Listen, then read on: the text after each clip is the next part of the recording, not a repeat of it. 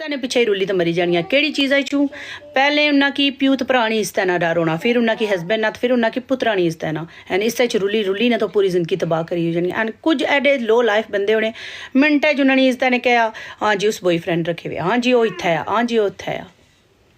इसता औरत पर उंगली चाना हूँ 17 साल बच्चे में संभाली रखे क्या सिंगल मोम में क्या बेनीफिट लभने तो सही को सही पता है सिंगल मोम हुई तो बच्चे संभालना कितना हार्ड है सिंगल मोम होना एंड उन्हें बच्चियां की संभालना कितना हार्ड है असा हार्ड जॉब करनी है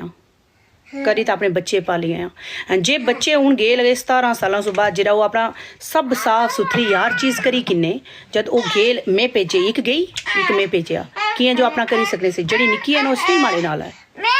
इज़ा मोम जी इज़ा मोम वो माड़ी रिस्पोंसिबिलिटी है जब मैं करनी है भाई सो जिरे तुसा अच्छी तो ये जवाब देने मोहिन ग्याला मोहिन जरी